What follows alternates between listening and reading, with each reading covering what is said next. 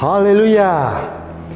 Shalom Bapak Ibu Saudaraku semuanya, dimanapun Anda saat ini bisa menyaksikan tayangan BKI Project.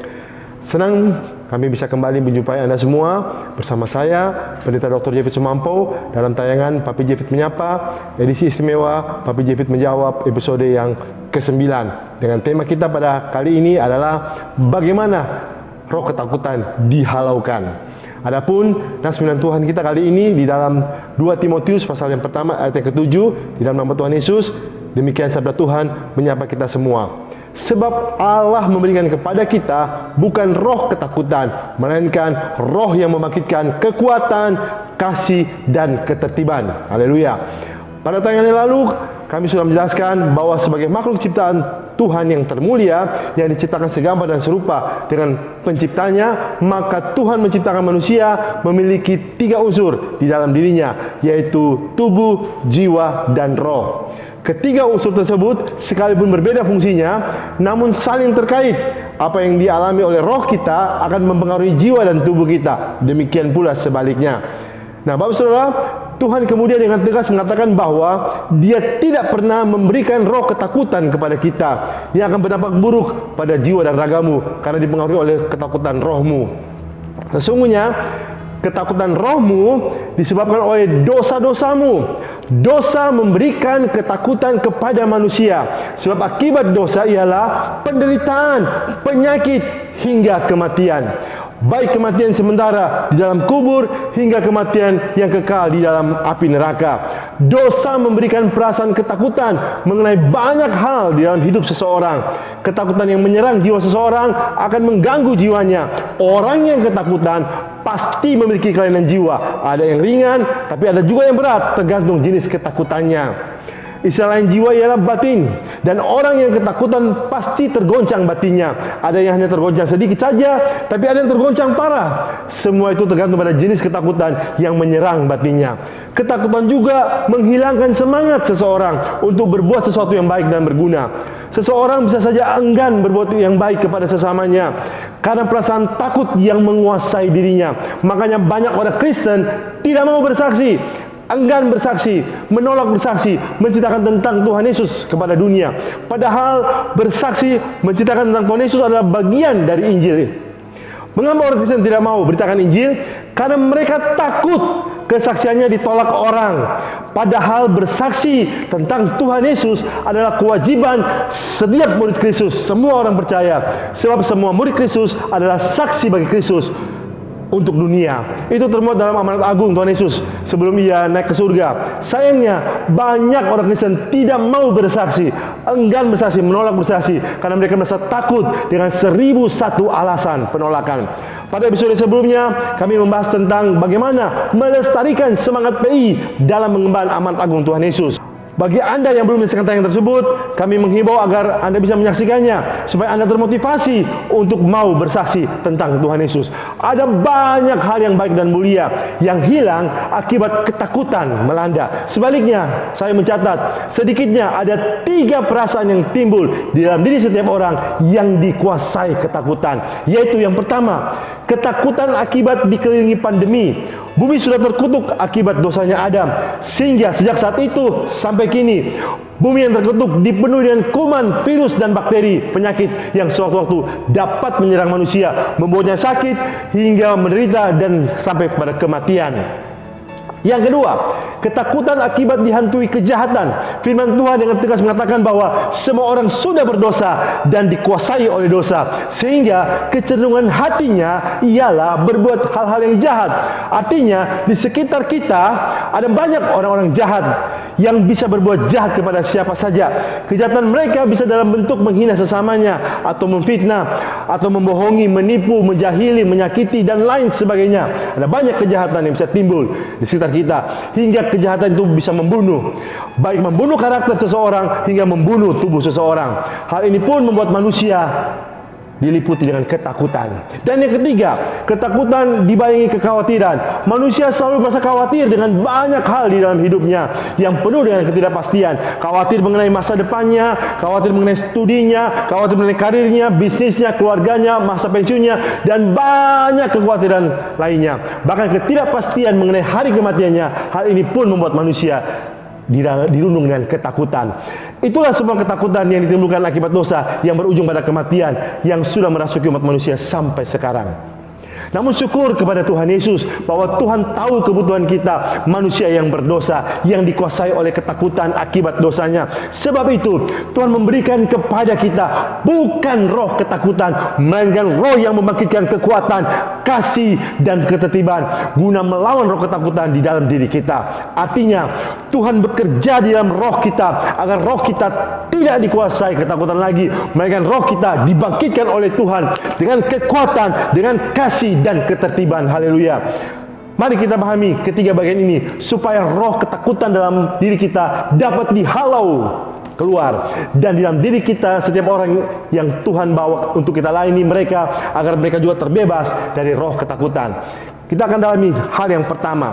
Tuhan memberikan roh yang membangkitkan kekuatan kepada kita, yaitu kekuatan yang kita terima dari kuasa firman-Nya. Kisah Para Rasul 20:32 dikatakan di sana, dan sekarang aku menyerahkan kamu kepada Tuhan dan kepada firman kasih karunia-Nya yang berkuasa membangun kamu dan menganugerahkan kepada kamu bagian yang ditentukan bagi semua orang yang telah dikuduskannya. Apa artinya Bapak Saudara? Firman Tuhan tersebut menegaskan kepada kita bahwa di dalam firman Tuhan ada kuasa yang akan membangkitkan kekuatan dalam diri kita, karena kuasa firman-Nya sanggup membangun kehidupan kita dan menganugerahkan kepada kita semua yang kita butuhkan sebagai umat yang telah dikuduskannya. Puji Tuhan.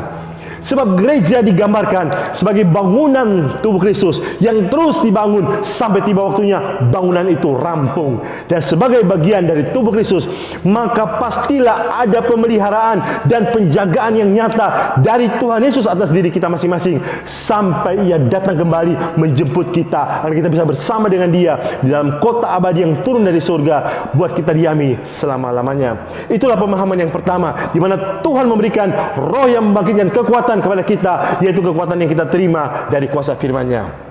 Kemudian yang kedua, Tuhan memberikan roh yang membangkitkan kasih kepada kita, yaitu kasih yang kita terima dari karakter pribadinya. 1 Yohanes 4 ayat ke-7 dikatakan di sana, saudara-saudaraku yang kekasih, marilah kita saling mengasihi, sebab kasih berasal dari Allah, dan setiap orang yang mengasihi lahir dari Allah dan mengenal Allah. Apa artinya, saudara? Firman Tuhan menjelaskan kepada kita bahwa karakter pribadi Tuhan ialah kasih. Ketika seseorang menerima Tuhan Yesus di dalam hatinya, maka sejak saat itu karakter pribadi Tuhan menyatu di dalam dirinya. Haleluya. Dan karakter pribadi Tuhan yang telah menyatu dalam diri kita pasti akan terpancar keluar seperti air yang mengalir dari mata air kehidupan, menjadi berkat bagi banyak orang. Seorang murid Kristus pasti sanggup untuk mengasihi sesamanya dan tidak mungkin membenci sesamanya. Sebab Tuhan kita adalah kasih, Bapak Saudara, bukan Tuhan yang penuh dengan kebencian. Apalagi Tuhan yang menyuruh umatnya untuk memerangi sesamanya hanya karena perbedaan. Tidak sama sekali. Tuhan kita bukan seperti itu.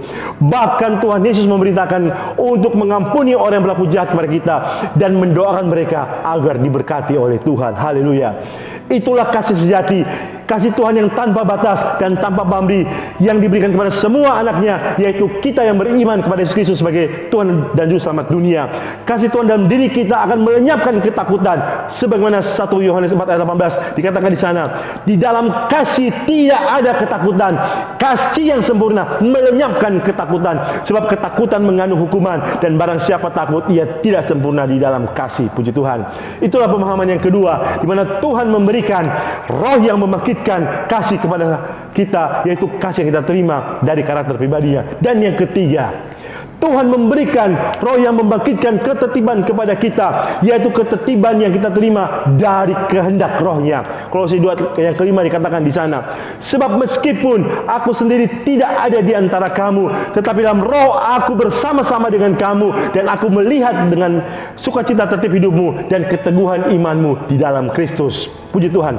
Firman Tuhan tersebut menggegaskan kepada kita bahwa kehendak roh Tuhan ialah ketertiban. Tuhan berkehendak hidup kita harus tertib. Karena itu Roh Kudus diberikan kepada setiap kita guna menuntun kita pada tertib hidup yang berkenan kepadanya. Tertib hidup yang dikehendakinya meliputi seluruh aspek kehidupan, termasuk tertib hidup di rumah, di tempat kerja, di gereja, di mana saja, agar hidup kita menjadi teladan bagi semua orang, termasuk kita tertib dalam hal protokol kesehatan. Contohnya, tertib hidup juga menjadikan hidup kita terpola dalam disiplin rohani yang baik, sehingga tertib hidup kita dapat memuliakan Tuhan Yesus. Puji Tuhan.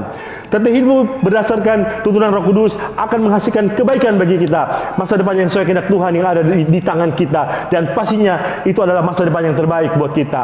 Itulah pemahaman yang ketiga, di mana Tuhan memberikan roh yang membangkitkan ketertiban kepada kita, yaitu ketertiban yang kita terima dari kehendak rohnya. Demikianlah Bapak Saudara, ketiga pemahaman kebenaran firman Tuhan yang kita bisa renungkan saat ini, supaya kita jangan lagi hidup dalam roh ketakutan, melainkan roh kekuatan, kasih, dan ketertiban.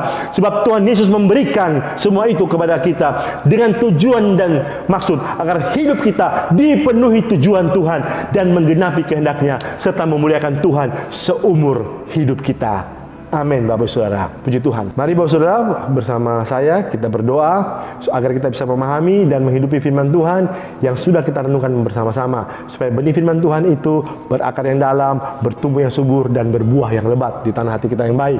Dan terlebih khusus, kebenaran firman Tuhan ini dapat menghalaukan roh ketakutan yang menguasai kita. Mari kita berdoa. Terima kasih Tuhan Yesus, kami sudah belajar dari firman-Mu, merenungkannya, dan kami percaya Tuhan Yesus, saat ini dengan kebenaran firman-Mu yang memerdekakan kami dari dosa, dari roh ketakutan, dan kami percaya di dalam nama Yesus kami terbebas. Engkau menghalaukan roh ketakutan dalam diri kami, dan Engkau gantikan kepada kami roh kekuatan, kasih, dan ketertiban yang bertumbuh dalam hidup kami. Dan sepanjang seumur hidup kami, Engkau menyertai kami, menuntun kami, dan menolong kami. Roh Kudus menyertai kami dan memampukan kami untuk hidup dalam seluruh kebenaran firman-Mu. Terima kasih Tuhan Yesus, kami ucap syukur. Saat ini kami percaya Engkau sudah merdekakan kami, Engkau sudah bebaskan kami, Engkau sudah halaukan roh ketakutan. Kami hidup dalam kekuatan, kasih, dan ketertiban bersama dengan Engkau dalam tuntunan Roh Kudus-Mu. Dalam nama Tuhan Yesus kami sudah berdoa dan mengucap syukur. Haleluya. Amin. Puji Tuhan Bapak Saudara. Baiklah Bapak Ibu, saudaraku semuanya, sampai di sini dulu perjumpaan kita bersama kami, Pendeta Dr. Jeffrey Sumampo, dan tim multimedia yang sudah mendukung program ini. Sampai jumpa lagi dalam tayangan Papi Jeffrey menyapa, edisi istimewa Papi Jeffrey menjawab untuk episode yang berikutnya. Tuhan Yesus memberkati kita semua. Haleluya. Shalom.